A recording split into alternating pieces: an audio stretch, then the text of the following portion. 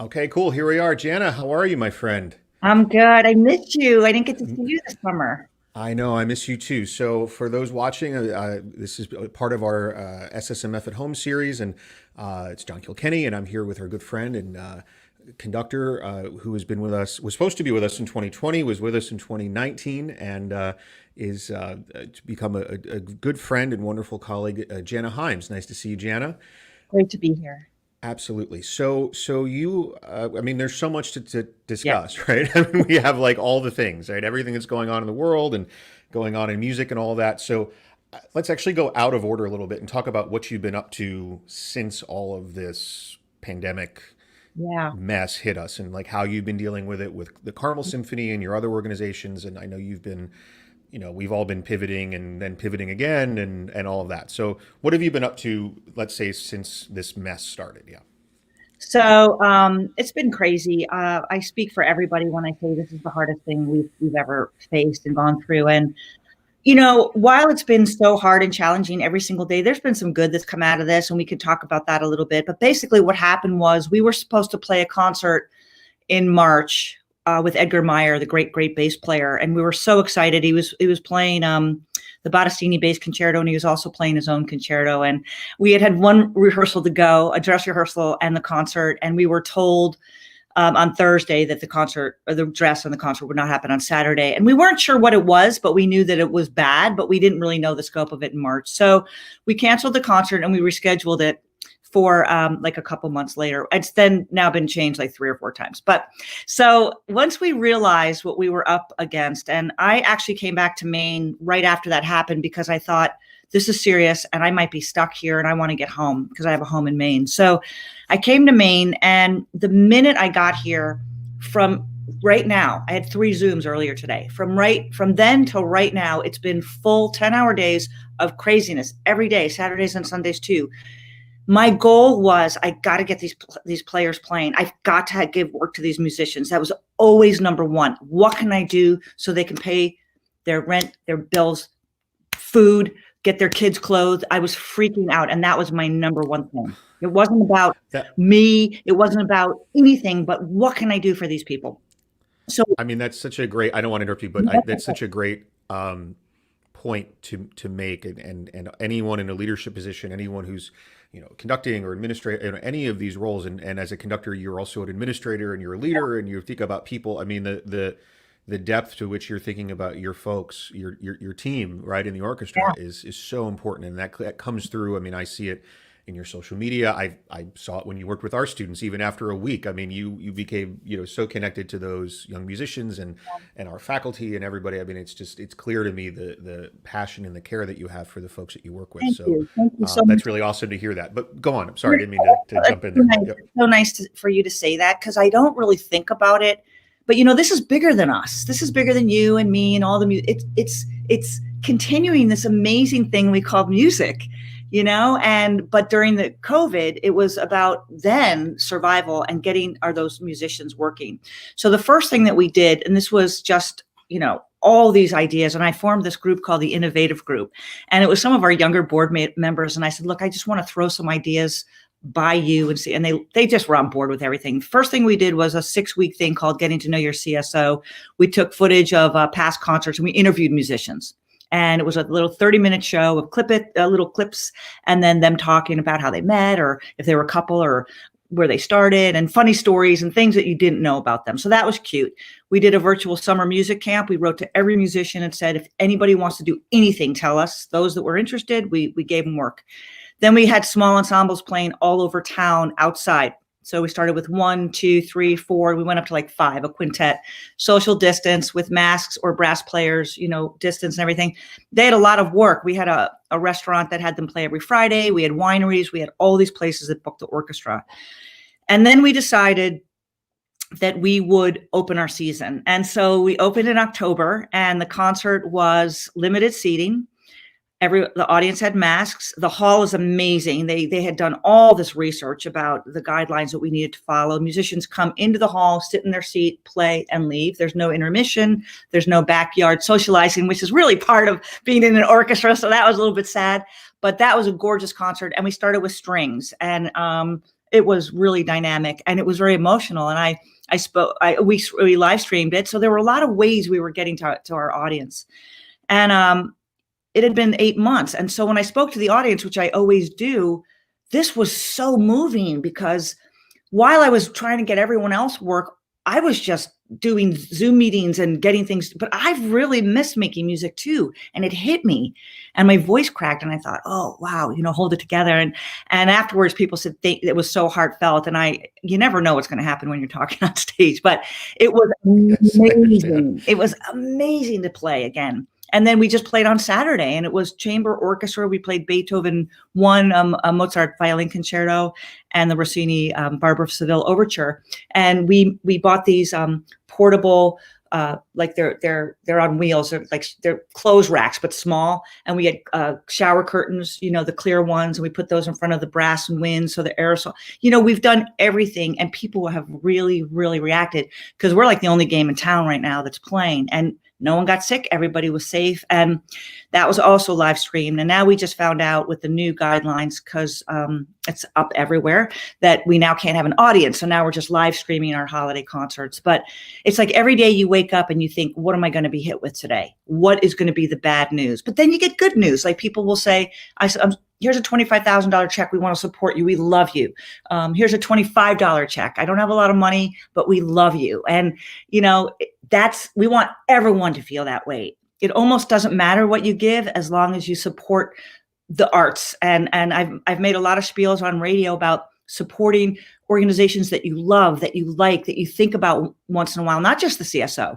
Any arts organization that you can support right now is Sewanee Music Festival, so important because we need to go on and we need to continue. And it's really scary. Our future is really scary.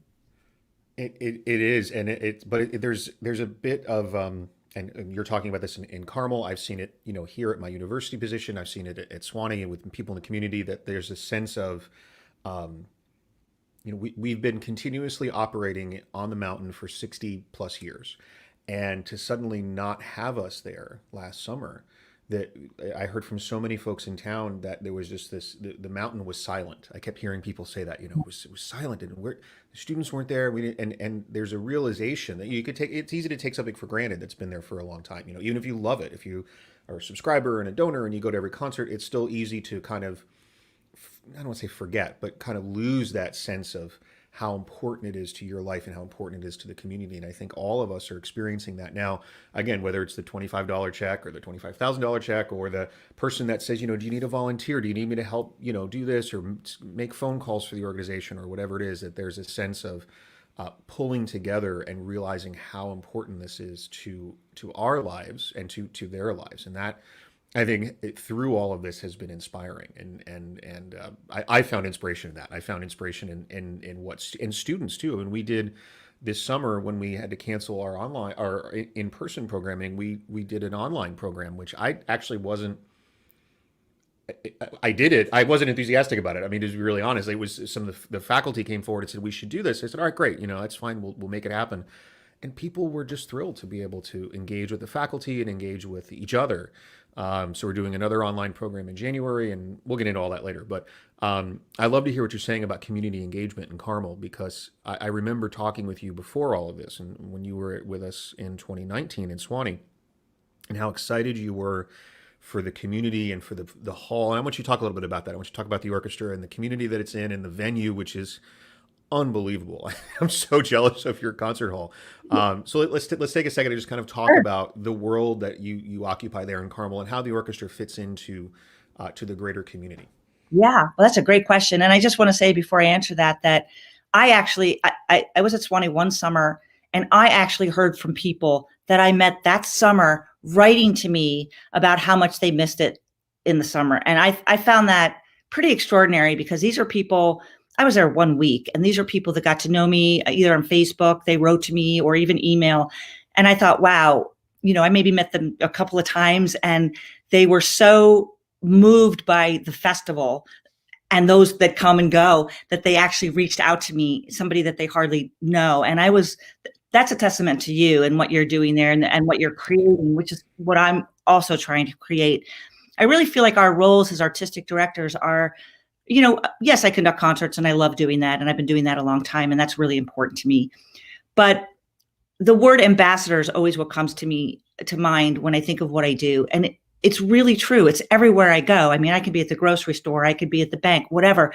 I feel like I'm one of the representatives of the orchestra. And I'm very proud of that, because when I think of what it is we do for a living, making music, it's so, like I said, it's so huge. It's such a big, fulfilling career, but also how can you even be so great at something that's so ginormous? I mean, doing the best Beethoven one in the world, it's never going to happen because there's no such thing. So it's always that challenge of making great music. And it's always a thrill to be able to feel that for yourself, that you want to do better every single time. And I love that about our field, and it's always changing.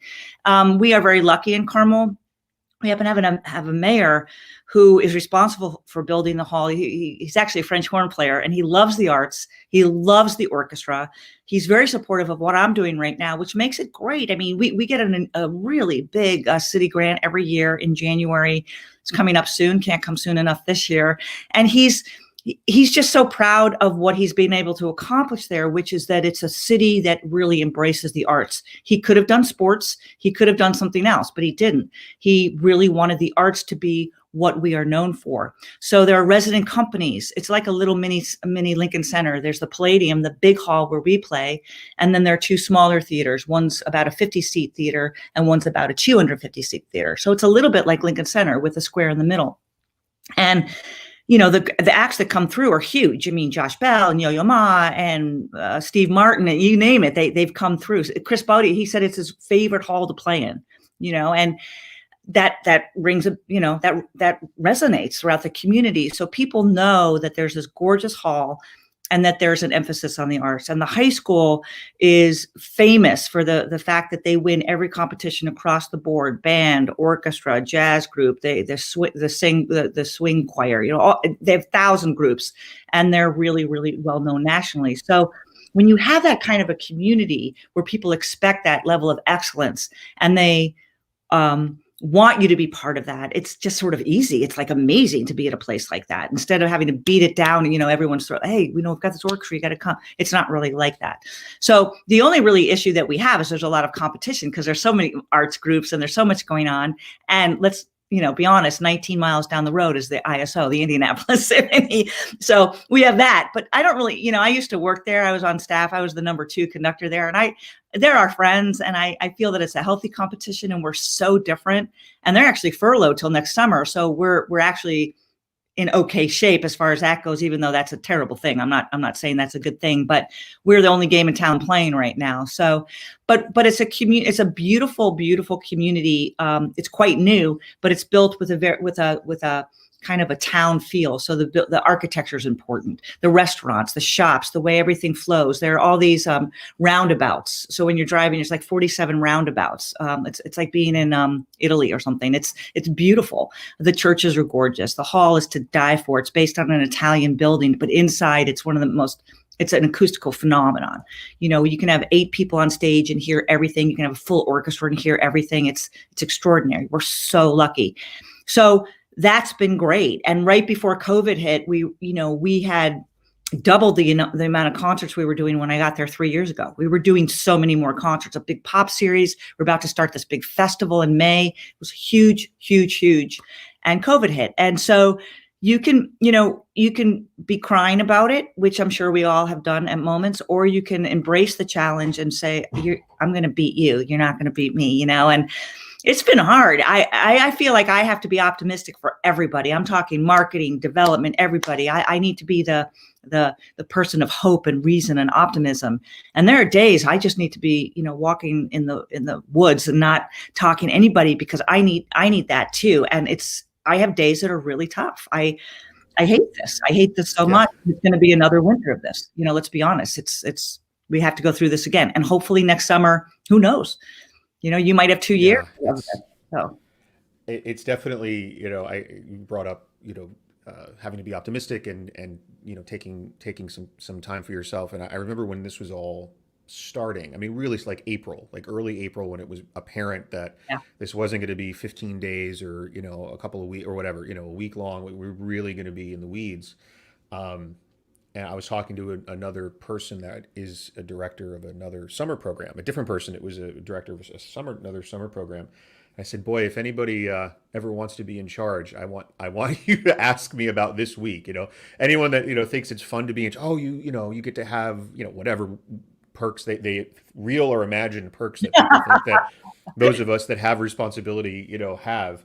I want to bring them to April 2020 when we were making these decisions and we didn't know. I mean, I remember talking with folks in regards to Swanee and I just didn't know what was going to happen. I didn't know if we canceled what that meant. And we're so fortunate because of the leadership of the university and the way that the University of the South is structured and views the arts and views the summer program specifically, that we were able to continue. And we have the support from from the president of the university all the way through to through the entire infrastructure that we're able to exist and stay. And I think you talk about the support in Carmel and the support for music education. I'm so glad you mentioned the high school there. And I mean, they're just their own sort of orbit of music. It's just incredible what those folks do. And so when you have that kind of support, it does make it a little bit easier. But boy, it's not a great time to be in charge of anything. It's a little bit of gallows humor, and I found that reaching out to other people in similar positions, we've had conference calls about with festival directors and program directors and all of the normal rivalries. The summer programs, we're all competing for students and funding and conductors. Oh, we got to get this person this week and this one. That all kind of went away, and we just got together and we're like, all right, what are you doing? We're doing this. Oh, that sounds great. Maybe we could, take that idea, or we could work together on this, or try to have some degree of I don't know, consistency in how we handle all of it, because it's a mess and it's going to be a mess for a while. You touched on something really important. And first of all, we're both really lucky to have that support, and having that support allows us to take maybe a little more challenge and be a little bit more daring, because our gut feeling, we've been in the business a while, both you and I, maybe not doing what we're doing right now, but as performers and musicians and leaders. And right now, the decisions that we're making are sometimes they're a stretch, but you think, well, let's try this. It might work. And when you have that support, I think you're able to be more creative and even more successful. And when you're battling that, it's not as comfortable. So that's a great thing. But the other thing about COVID that's happened, and I agree with you, I've been able to get people on the phone that I would never be able to talk to before because they're so busy or they're so important, But what does that mean? We're seeing all those important people, if you will. I mean, I'm not even going to name anybody, but people that were totally inaccessible before. You could never get to these people. They're either they're struggling too, and they want to talk to you, or they're not doing well as you are. So now everything's kind of changing a little bit. But what there are some good things that will come out of this. So for me, I've done a lot of internal thinking, a lot of able to just sit back and really think about, instead of going 90 miles an hour, which I'm always jumping on a plane, going here, rushing there, but constant, sit back, take a breath, and actually think about relationships I've had in my work and privately that have been great. Why were they great? Why were ones that weren't so great not so great? What can I do better with certain staff that aren't reaching their potential? How can I help them? Things I can now think about, and I can, as a true leader, be able to take more of myself and use it to a different use. I mean, I know that I've been wearing a lot of different hats since COVID. I mean, I've conducted maybe 3 concerts since March. So the conducting thing, that's on the back burner. But I'm busy 10 hours a day. So what am I doing? It's so many other things. And yeah, I mean, it's shocking how busy you can be. I mean, I haven't played a concert. Same deal. I mean, I haven't conducted I haven't conducted a public concert. We just did some recording for an upcoming holiday show at the university, so I did some conducting there. But yeah, I haven't done conducting or any performances, since February or March. This is the longest I've gone without doing that. I think since I became whatever it means to become a professional. I'm sure it's the same for you. I mean, this is the longest any of us have gone without really performing, and yet I'm busy, and I don't, what are we busy doing? How are we? And yeah, we're busy figuring out how to keep this going and make it work and also be available for people. And we talk about the support that we have, and that can also come with some privilege, right? Like I'm still employed, and I'm still able to do things, and so what can I give back? I mean, how much? I mean, I'm sure you're doing, you know, dozens or more of, engagements and outreach and working with students and young people, and all this stuff. And it's I feel it's part of the responsibility to do that. My responsibility to do that. I'm sure you feel very much the same way. You're talking about what you can give to your staff, but also, so many public school programs right now, so many teachers now are looking for ways to engage their students. They're looking for ways to keep their own programs moving forward. So there's just been a lot of work that I've been doing there, and I'm sure it's very much the same for you. So yeah. All of our educational concerts got canceled. One is where all the fifth graders come in. That's when they're about to pick their instrument, and some have picked them already, but they're hearing the orchestra play, John Williams and all the things they love, and they're really prepared for those concerts. So they're just great kids, and that was canceled. Then we do a family fun concert where audiences, babies come, all from babies up to 100 years old, and we bring different age groups on stage, and they sit wherever they want in whatever section they want. And we play music, obviously, strings for the babies. So we don't put them in the brass section, and it's amazing to see how they react when they're sitting within the orchestra. It's really fun. We had to cancel that. So I came up with an idea, it's nothing earth shattering, but I said, I want to do a video, and I want this video to have a bigger message. I want it to have, diversity, inclusivity. This is a safe place. This is a place where you can, no matter what color you are, what religion you are, what politics, whatever you are, the orchestra could be a place for you. And I want to have that underlying message about how great music is and how therapeutic it is and how it can really change your life. So many people are listening to more music now, and so many people use it as a respite. They use it to feel good. They use it to learn more. They use it to learn about history. There's so many reasons why people listen to music, and there's not anyone that would ever say, no matter what music they listen to, that it doesn't move them in some way. So what a great field to be in. It's so powerful in such a good way, and we have to use it now. And so this video, we've been working on it for a while. I'm really excited about it. And not only did COVID hit, but then the whole Black Lives Matter, we had so many, and then the election, it was so many things that just kept coming our way, that I want this video to be that we truly are together. And that's what I wanted to say, even though we're still going to be talking about the instruments. And if you have to make a reed for the oboe, it's still going to have some of the stuff for the kids to learn, but I want there to be this bigger message. So we're working on that now. But I feel like it, there will be good that comes out of this. There's going to be great art that's coming out of this. There's going to be, just a lot of creativity is going on right now we don't even know what it is. We don't even know those pieces that the composers are working on right now. I feel bad for the big orchestras. The Met Orchestra and the opera. I just feel terrible for all these people. I really do. And I hope when they can get back again, that audiences will be reassured enough that it's safe and they can come back to the hall. But I have a feeling, even when we all get our vaccines and things are okay again, that there's still going to be a little bit of reluctance. It's not going to snap back together, because psychologically people are damaged by this. Right now they should be. The numbers are crazy, but when we go on the other side, I think there will still be people that are reluctant to come back to the hall. And I think the arts were one of the first things, and sports teams and all that, to shut down. And I think we'll be one of the last to go back to full capacity again. And that's our worry, but we're finding ways like live streaming, like a lot of other orchestras, to be able to have relevance and still be, operating. But also, I think our concerts have different meanings now. I think that they're heightened. We don't just play, not that we did before. I'm not really, I don't ever dial it in, but boy, am I grateful every time I'm on stage now. It's and John, I'll tell you the truth. When I'm on stage, I'm more home than when I'm at home. When I'm on stage, that's just, I can go anywhere in the world and walk on stage and feel like, oh, I'm home. Being home, it's always like, I have to do this. I don't know, being home is, I love my home. Yeah. It's just, I love being in the theater, and I'm just so comfortable with that. But boy, these last two concerts were really monumental for all of us. And you could feel it in the hall, when there was a soft passage, the audience, it was incredible. And so that's a good thing. I think slowing down is okay. And I know that I've learned a lot as a person.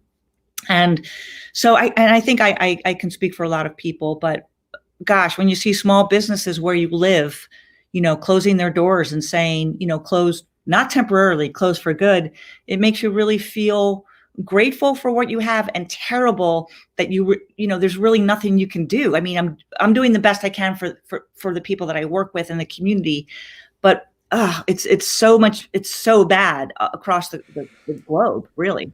It is, and it's also, you mentioned the Met and some of our large, really large, anchor institutions, and how they're going to handle this and come back from this. And one of the of course, a lot of my life is spent in higher ed, and I'm a university professor and all that. And one thing that we're finding, and I know that you're finding it in with your symphony as well, is we're actually able to give more access to students in terms of auditions and connectivity with the university than we were before this. Because, in the before times, if you wanted to audition for any university, you had to fly there, you had to get a hotel room, or you had to drive or whatever, and it was a big commitment.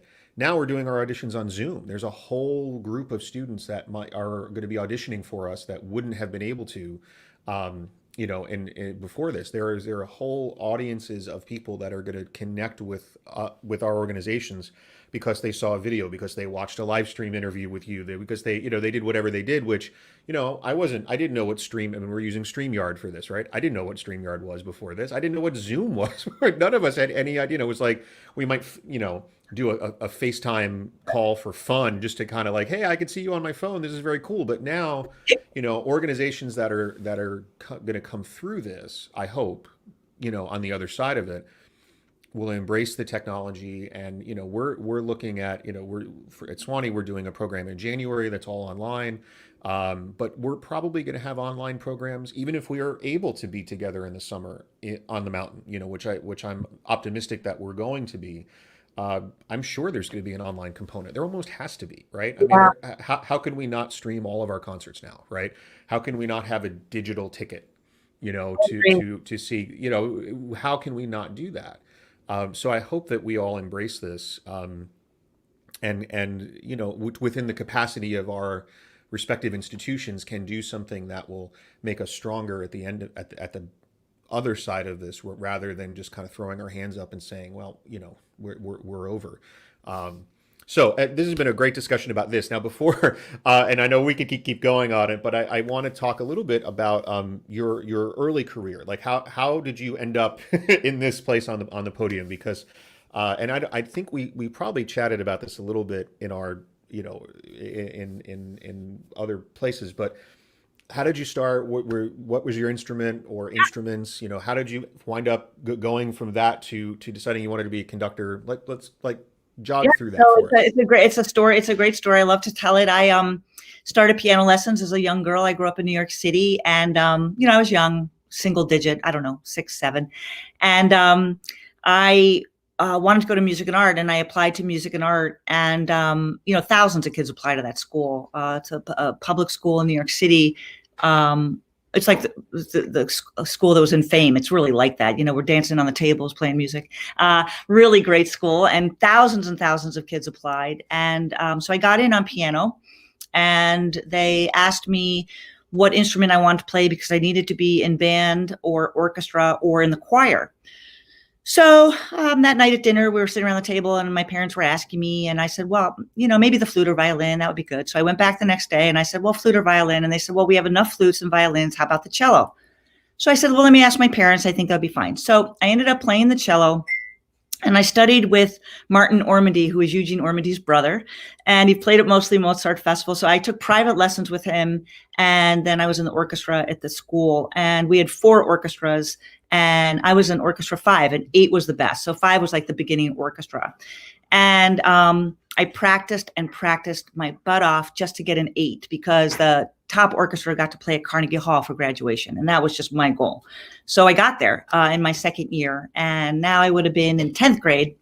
And I was in 10th grade, and we were in orchestra rehearsal, which was first period every day. And we were waiting for the conductor, and the conductor wasn't coming. And we were just waiting and waiting and waiting. And everybody was fooling around. Danny Druckmann, who plays in the New York Philharmonic, he was in that orchestra. That's awesome. I worked with Dan in college. He was, I'm a big fan. He's an amazing artist. Yeah. Like, sorry. No, this orchestra, like if you went back and looked at that orchestra today, they're all like in major orchestras. It was a great school, and kids that were really, really serious about music went there. So everybody was fooling around. Everybody was throwing their sticks and playing different, in their, wrong instruments and borrowing from their friend. So I put down my cello. I was in the back of the section, and I went on the podium. And I said, "Hey guys, we might as well play." And they were like, "Oh yeah, right." And we were playing Beethoven's First Symphony, which I just did on Saturday night. And I went like that, and they played. And I thought I was going to die. And so I just started to move, kind of mimicking what the conductor had done. I had no idea what I was doing. They started playing. I was kind of doing this. And that was it. I was hooked. Conductor came in. "Thank you, Jenna." I went back to the cello, and I thought, I don't want to play this. I want to do that. And that night, I'll never forget, I went home, sitting around the dinner table, and "How's your day?" I said, "I'm going to be a conductor. I want to be a conductor. I got this opportunity in school, and that's what I want to do." And my father started in going, "Well, Jana, there really aren't that many women." And my mother she just slapped him and said, "Phil, she can be whatever she wants to be." And he ended up being my biggest fan. But, it is the power of luck. Like, it is the power of like one moment like that can change your life. Had I not had that experience, maybe I would be a cellist in some orchestra today. I don't know. But, it was probably for the wrong reasons. It was the fact that I had everyone's attention, and here I was, and I was in the back of the cello section before, and now and they were playing. And I wasn't thinking theory. I wasn't thinking history. I wasn't thinking about, technique of instruments. I was just thinking, wow, they are playing. This is a huge instrument.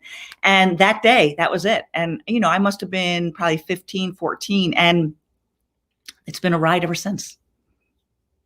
That's awesome. And I want to talk a little bit about what representation means, because those have been discussions we've had. And I remember the summer you were with us in Swanee, we had Joanne Falletta the same week. So you and Joanne were there leading the two orchestras that we have. And I spent a little bit of time in her rehearsal, and then I came over to where you were rehearsing, and you had just taken a break, which was, was great. So I'm walking in, and a couple of young violinists were walking out, and there's two younger women, and I said, "How was rehearsal? How was rehearsal? How's it going?" And there was one girl looked at me with just really bright eyes, and she said, "I've never worked with a woman conductor before. This is so cool. I've never had a woman conductor."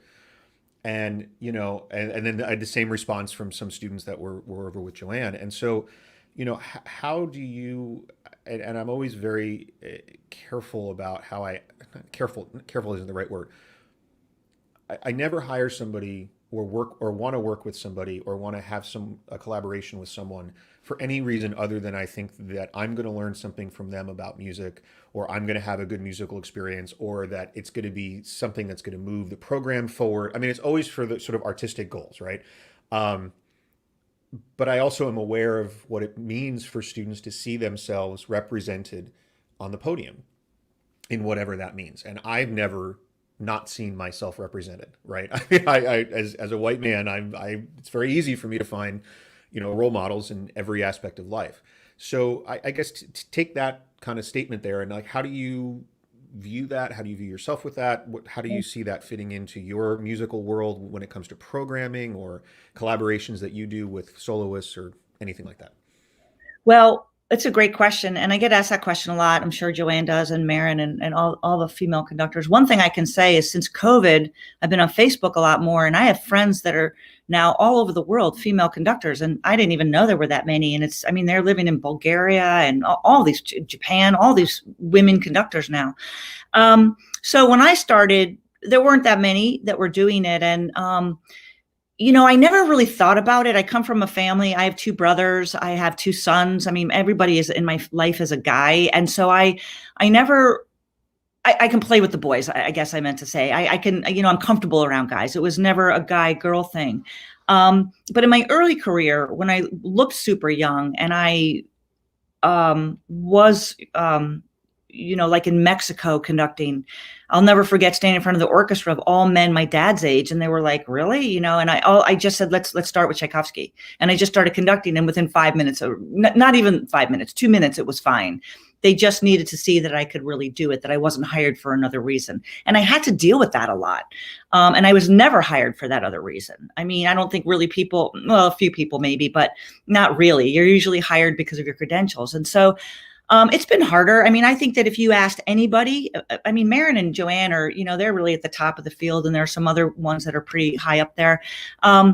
As far as being with major orchestras, they would share the same sentiment as me. I mean, I wanted to have a family, and that was important to me. And so when I got to my late 20s and then my 30s, I started having my kids in my 30s.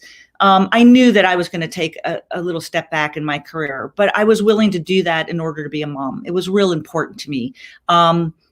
But it was on par. It wasn't like, well, it's mom first. It was kind of like there was, and now my kids are older, and now I'm back to where I was before I had them. And it's a blast because, I love what I do, and I love working, and I love solving the problems that we have to solve in this field, especially now, and being in that role to make a difference in a community and with a group of musicians. But, I conducted an audition with a very great orchestra, one of the top orchestras in the country, in the world, in this country. I'll just say that it was in Ohio, and I was conducting this orchestra, and I was in my audition, and I remember I was doing something, and I remember thinking, should I stop? Should I fix it? And I stopped, and I made a comment, and they were like a little surprised I stopped, because I think everyone was just running through the sections we were told to conduct. And I came off stage, and we didn't hear the results yet. And I got a call by somebody like 2 days later, and they said, "I just want you to know you were voted number 1 by the orchestra. They loved you, but you didn't get the job." And they said, "You didn't get the job, and I'm leaving this orchestra to go do something else." And he told me what he was going to do, which was huge. And he said, there was no way that they would hire you as a woman. It just wasn't going to happen. And I just want you to know that. And it was a real lesson for me. A real lesson. So I thought, well, that's not going to change. So either I just have to be twice as good as the guys every single time and just not let it faze me or bother me, because you can't fight that. That mentality, which is starting to go away. It's still there a little bit. I would be really lying if I said that there weren't, if it doesn't come up. If you look at a final list of conductors for any job, there's the token woman. There's a black guy. There's, there's the comment, because everyone wants to do what's right now, rather than just saying, let's hire the best conductor. When you see a final search, when they're all guys that are great looking, that are white guys that are in their early 40s or 25 or something, you think, well, they're looking for that type of person. But I don't know, it kind of bothers me. So I had this mentality that when that happened, and I was in my probably 20s then, I'm not going to let this bother me. I'm going to do what I want to do in my life, and I'm going to conduct the kind of music. I can be working with a 4th grade class, and we're going to have a blast and have a great outcome. And those kids are going to sound better than they did when they walked in. That's all I try to do every time I conduct. My goal was never to have a major orchestra. My goal was never to be, I never really thought about it. Maybe I should have, but I never did. I always thought I just want to be working, and I just want to be satisfied musically. And I think I create that around me no matter what situation I'm in. And I think it's healthier to do that, because if you have expectations that you're going to be this and you're going to be that, and you want to be this and you're starving for it and you're aggressive about it, and then you don't get there, it could be a pretty big letdown. Yeah. I mean, I think the most important phrase I ever heard from somebody that is a notable percussion professor, and he said, his goal is to prepare his students for a life in the arts, and prepare his students for a life in music, and not for a job in this orchestra or this university, or you're going to be the next blah blah blah. It's just, how do you prepare a student for? And that's always stuck with me. Love that. And I try to keep that in my mind, whether I'm teaching somebody whose goal is to be a general music teacher, or they want to be in an orchestra, whatever they want to do. That's like, let's get you ready for a life in the arts, because if you prepare yourself in that way, then, you'll find happiness running an organization or conducting or, teaching at a university or having a private studio, and, whatever it is, you'll find your passion in that. If and I went through this. I mean, I had very, narrow goals as a younger student. As a student, I wanted to win a job in an orchestra, and then, gradually that view kind of broadened. Did something happen to you that made that happen? Um, well, I didn't win a job in an orchestra. No, I mean, I think that I honestly, I had a really, I mean, I realized through the process that I didn't actually enjoy the audition process. I didn't like the lack of control that you have as someone who's taking orchestra auditions. As an instrumentalist who's taking orchestra auditions, there are people that are just built for that. They love the competitive aspect of it. They love the, going through rounds and analyze. I mean, they love all of that. And whether they win a job or not, they love the process. I really like to practice. I loved the practicing part. I loved the listening to pieces and all that. But when it would come down to like this super artificial, 10 minutes or 15 minutes in a round or 5 minutes in a round, depending on what you're in, that always just felt completely opposite to what I enjoy doing as a musician. And so I never enjoyed it. And I know, it's a popular thing to say like, oh, everyone hates taking auditions. Actually, they don't. There are people that love it. There are people that really, really love the audition process. And I didn't, but I enjoyed making music. I enjoyed playing. I enjoyed, teaching and doing. So I think I'm doing what I'm supposed to be doing now. And I didn't know that when I was 20, whatever, 22. And I thought I was supposed to do this certain thing. And I'm really glad I did, because I still love to play. I play all the time. Well, before COVID, I didn't play all the time, but I think it's important. And so I try to instill that in students. And I also try to, when I talk to folks about coming and working with whatever program it happens to be, hope that they have broadly similar approaches to things, that it's not, this very narrow window of what it means to, or even what your purpose is, in coming to a summer program in conducting. I mean, you have to really know what the real point of this is. It's Yeah. no one remembers the concert, right? They remember the experience. Yeah. Especially in the summer. So I'm glad you, and thank you for asking about me. This is about you. I appreciate you to ask you that question. But you brought up in the course of what we were talking about, this idea of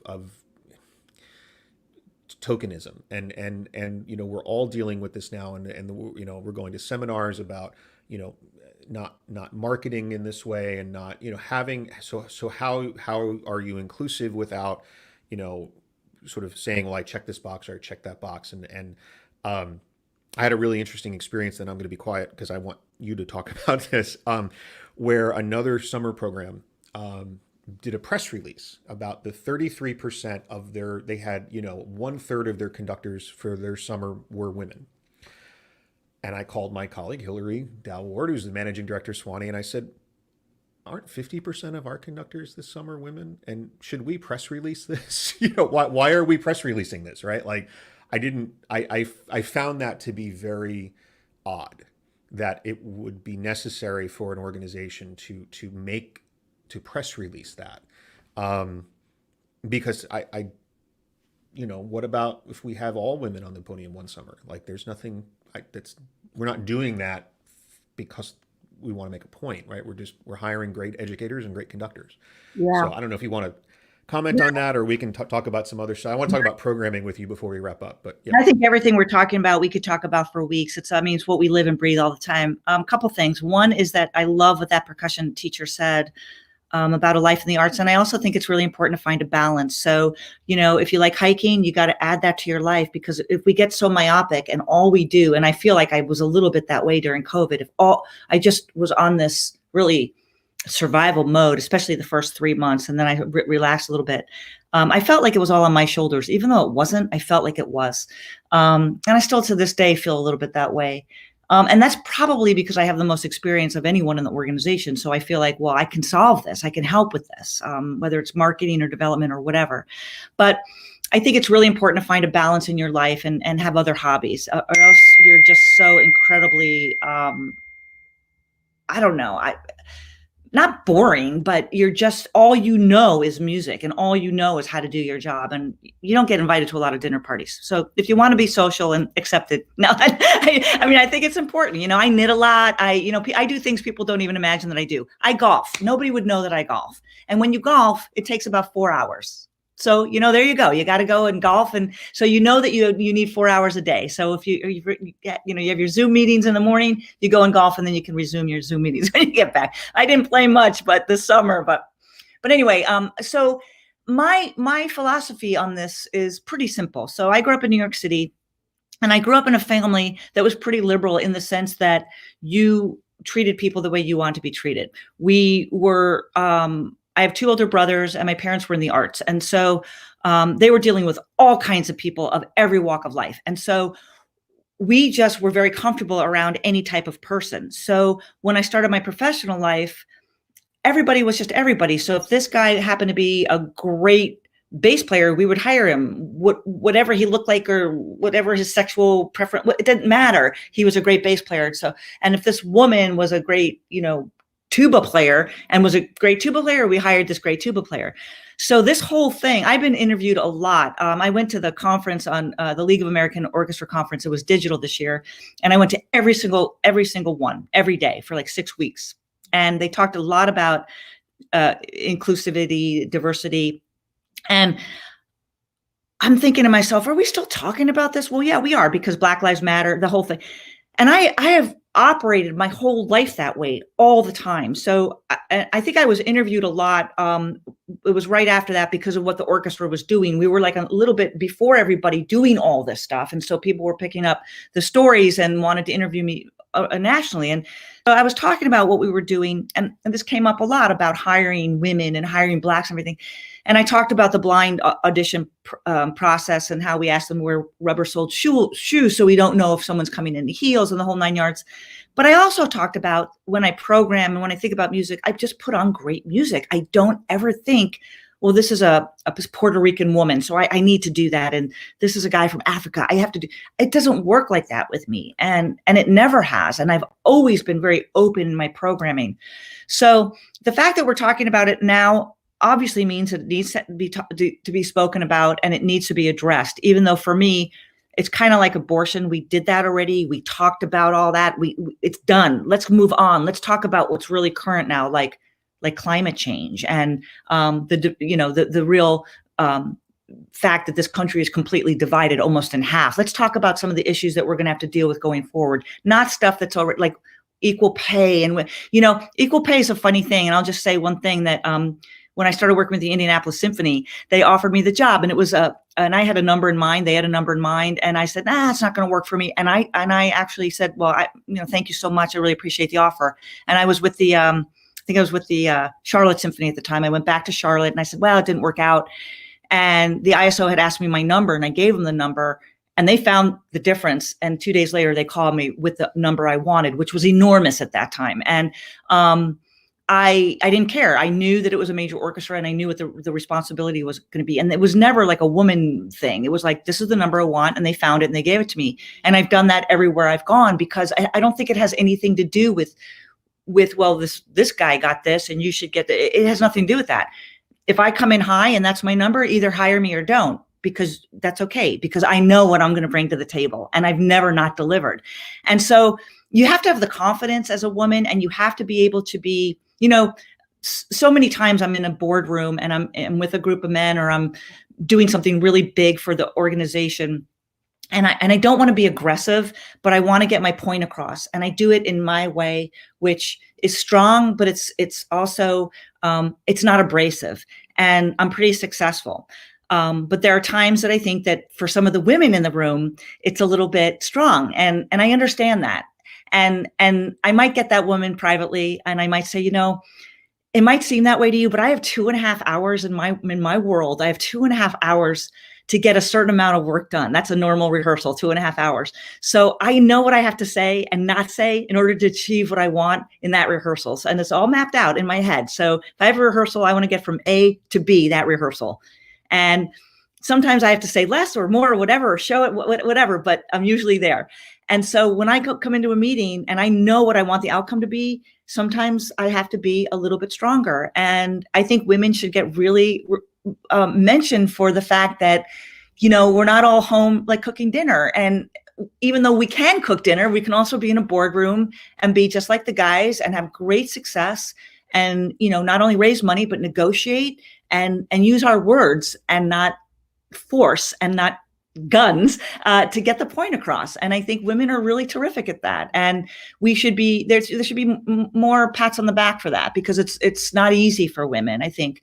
But anyway, I could talk about this so much. I've thought a lot about it during COVID, because it's come up so much. And I think that women are really coming to the fore now. Obviously, we see this with our vice president coming in. And let's not talk about the fact that she's a Black and Indian woman. Let's talk about the fact that she's a great politician. Or not, maybe she's not, but let's talk about the fact that she's there because of what she's done with her work, not how she looks. And I'm just so over it. She's accomplished. Exactly. So, people always say, wow, you don't look like a conductor. No, maybe I don't.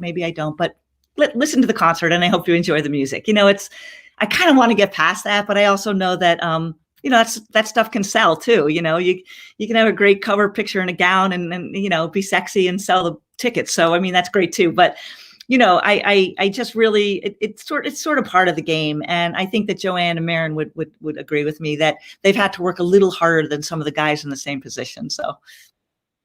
Yeah, I mean, I know that's absolutely true, and I know, anytime you're not representative of whatever the majority might happen to be, you have to work that much harder to get your point across. And I think what you're saying too about, you mentioned being in a boardroom and having to get your point across quickly and all of that. I mean, it's so. I am really cognizant of it and really try to and have continued, and I mean, you talk about thinking, I mean, I'm doing a lot of thought about all this, but, at the end of the day, I think what I take away from these discussions is that the more diverse your organization is, the more voices can be represented.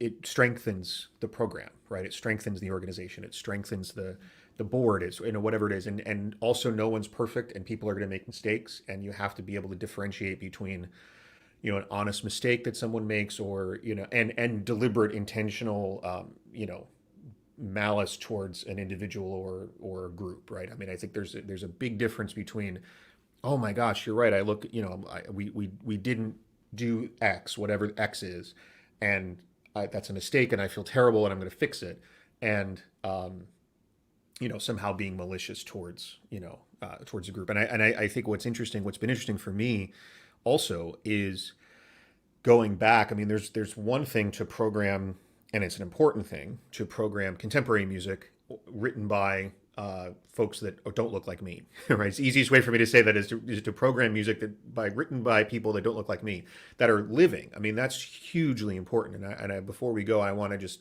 ask you about living composers and your work in that field and in programming in a second, but also looking back at composers that were excluded from the canon, right? And why don't we play those composers, and should we, and how do we bring them forward? Because this is always the debate that, and I was talking to somebody about this over the summer. I know if I work with our conductors for Swanee and I program Symphonie Fantastique and Tchaik 5 and Scheherazade, I mean, these are some pieces that we were going to do this past summer. I know students are going to come and play that music. I know I'm going to get applicants for the festival to play those pieces. And what I'm excited about now is that the young musicians, student musicians now, in addition to wanting to play that repertoire, are very intentional on their on other repertoire, and on that other repertoire being represented in what they play. And they're paying attention to what's being programmed and how it's being programmed. And, I think that's good, because I mean, I'll be, to be honest, and I'm sure I know it's the same for you. I know if I program this piece, I'm going to get people to buy tickets and students to come play it. If I program a lesser known composer or a lot of contemporary music, I might not get those students. And so, how do you walk that line? How do you approach that with Carmel? How have you approached that with I mean, you've led other orchestras besides Carmel. I don't mean to exclude all of them, but how have you approached that balance you see that Yeah, changing now? it's a great question, and it's something that as music directors we have to think about. So, um, first of all, one of the things that I do is when I first start a new job, is I try to get the audience. Well, I work on getting the orchestra better all the time, no matter where I go. I'm a builder, and that's what I like to do. So this orchestra, I'm just starting my 4th year, is playing at a completely different level than it did 3 years ago, and they will admit that, and it's all good. So one of the things I try to do is get the board and the community invested in that, so they hear the growth and now they're on board and they want to come to concerts. Once they want to come to concerts, I can play a little bit more with repertoire. So when I first came to this orchestra, the first year was given to me. The repertoire was given to me. The second year, I programmed the second year, and the third year was COVID in March. So, I mean, really, I've only programmed a year and a half. Interestingly enough, this season was supposed to be the year of the woman. Now, I'm not really one to do things like that. I don't like to pay attention to that. We just had a long talk about that. It's like I don't do all Beethoven concerts, not because I don't love Beethoven. Who doesn't love Beethoven? But I think that audiences like a mix, and I think you can do better programming than that. That's just my thought. But you could do a Beethoven festival. Anyway, so we were going to do the Year of the Woman, and we were going to honor women in the community who have been incredible leaders. And we were going to make it bigger than just the orchestra concerts, but turn it into this great thing. And I was asked to speak at this huge women's conference in Indianapolis. And so we had this really great plan, and we were going to do a whole thing on health, because 90% of women make the health choices in their family. So we were going to tie in this big thing about health and with the hospital. All went away. But on the series, I had Gabriella Lena Frank's music, and I was trying to get the composers in town too. I had Missy Mazzoli on there. I had Jennifer Higdon on there. I had Valerie Coleman on there, and I also had women soloists that were going to come and play. So it was going to be lots of other music too, but it was going to be featuring a lot of great compositions by women, and also women soloists. And these were women that I've wanted to work with for a long time. So I was disappointed about that, but I also know that we can always put that on in a year or so. But I think what you're talking about is even bigger than that. I think that with COVID and all of this, people are loving what's going on creatively. And young musicians, they like to play contemporary music because often it's tied into something that is happening in current events. And what's been going on in the world has been so crazy. So if they're going to play a piece that has a meaning of equality, or a meaning, it's about the earth changing its climate and how it's affecting the world, and it's about in the environment, and this piece is based on that. Young kids are all about this now. They want change, they want reform, they want social change, they want change in every area, and they're vocal about it. So some, not all, but many of the pieces that are being written right now have a background meaning that is really, really current and really on the table right now, and something that's very important. So they latch onto that because they love the meaning, and then playing it makes them feel even better because they're supporting something that they believe should be changed, or that has been changed, or whatever it happens to be. So, and also they're experimental. Kids are they're on YouTube, they're on Facebook, they're on Spotify, they're listening to so much music all the time, and they love hip hop, and they love everything that they hear. They're just, young musicians that, when I want to hear some pop music, I'll just ask my kids, like, what are you listening to? And they're both sending me music, and I'm listening to it because they're on it all the time. And they know. I'm thinking, how do you know? I'm the musician here. How do you know? But so, and it's great. And I learned so much from them. And I would assume that your students are the same way. They know so much music that you and I, because we're in Zoom meetings solving the problems of our organizations. We're not, and they know all the rappers, they know everything. And so, we're so much to learn from them. And I think that it's important to grab onto that when we can. Of course, the concert I just did was so traditional, and there were a lot of reasons for that. But would I normally program a program with Mozart, Beethoven, and Rossini? Well, I'm pretty lucky to be able to do that, but probably not. I would probably have had a more contemporary piece on there. you have to learn your audience, and you have to learn what they will like, and they have to trust you. So if you're going to do a contemporary piece, I always talk about it before the concert happens, maybe a week to two before. I'll do either with my own phone, a little talk about it, or in interviews and articles and stuff. But I really like to talk about the contemporary piece and why we're playing it.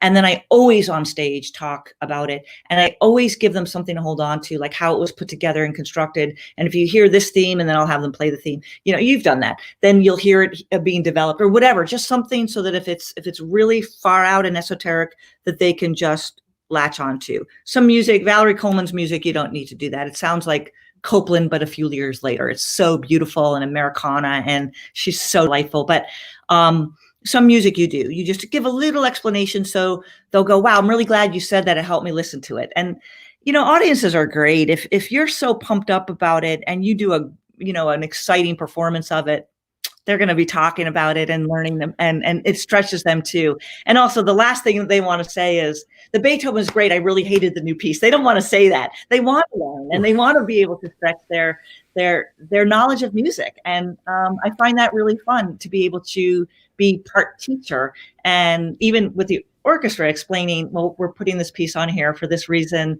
and I know it looks really weird on the page, but we're going to learn these new techniques or whatever.